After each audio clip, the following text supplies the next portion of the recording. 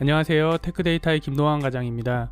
지난 시간에는 노트패드를 운영하는 법에 대해서 알아보았고요.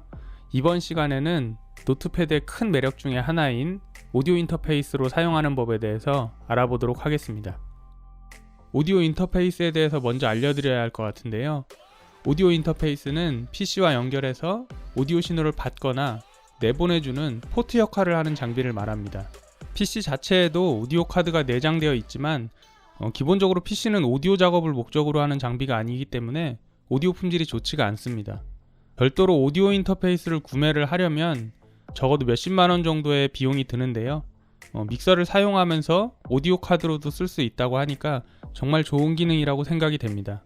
노트패드를 오디오 인터페이스로 사용을 하시려면 먼저 연결 프로그램을 설치하셔야 됩니다. 첫 번째로 사운드크래프트 홈페이지에 접속을 하시고요. 그 다음에는 프로덕트 메뉴에서 믹서, 노트패드, 노트패드 5를 선택을 합니다. 세 번째로 오른쪽 메뉴에서 다운로드를 선택을 합니다. 그러면 노트패드와 관련된 다운로드 파일을 보실 수가 있고요. 맥이나 윈도우 중에서 본인에게 해당되는 셋업 파일을 다운받아서 실행을 진행하시면 됩니다. 그리고 다음과 같은 순서로 셋업을 진행을 합니다. 설치가 다 되었으면 프로그램을 실행해 보겠습니다. 실행을 하면 처음에는 연결 장비가 없어서 Not Connected라고 표시가 됩니다. 이제 노트패드와 PC를 USB 케이블로 연결하면 되는데요.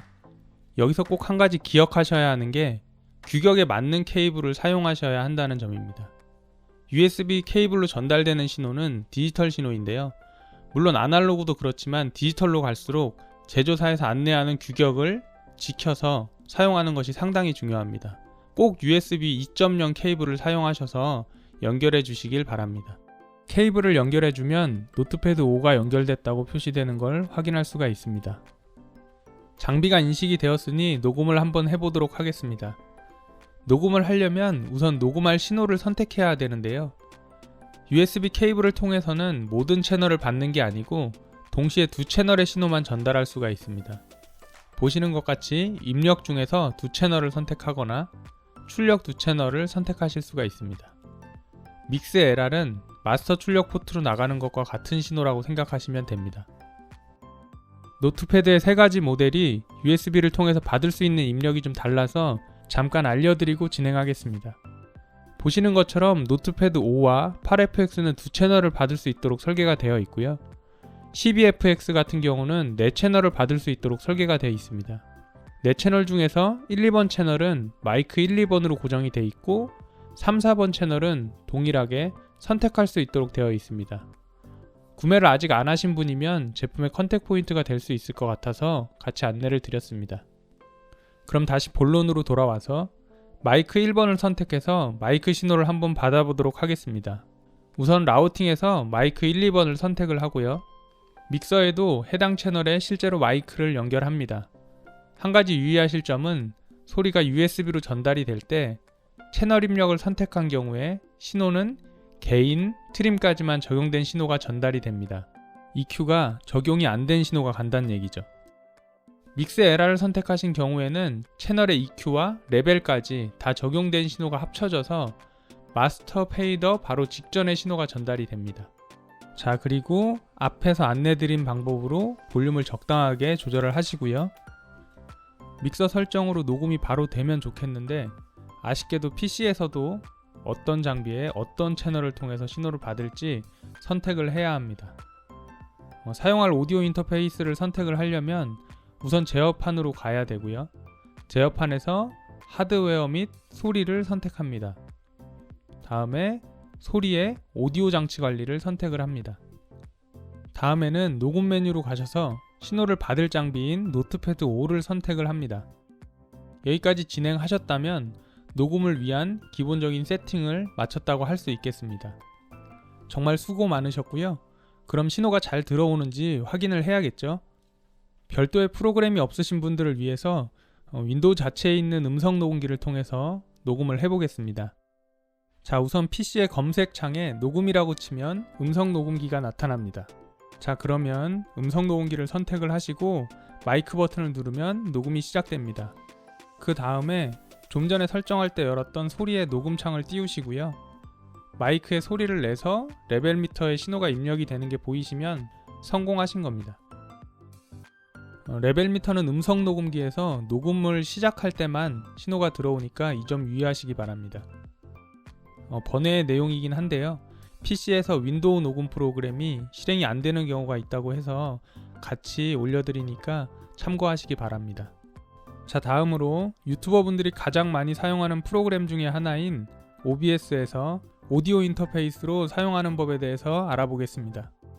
저도 보시는 것처럼 OBS에서 실제로 연결해서 사용해 보았는데요. 아주 간단하게 사용을 할 수가 있었습니다.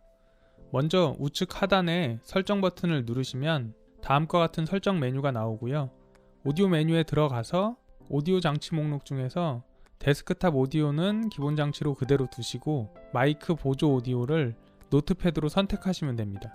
자, 그렇게 설정하시고 OBS 화면과 USB 오디오 컨트롤 화면, 그리고 미디어 플레이어 이렇게 세 개를 띄워놓고 동작을 시켜보면 설정한 대로 PC의 미디어 플레이어는 데스크탑 오디오에, 그리고 노트패드의 신호는 마이크 보조에 신호가 입력되는 걸 확인하실 수가 있습니다.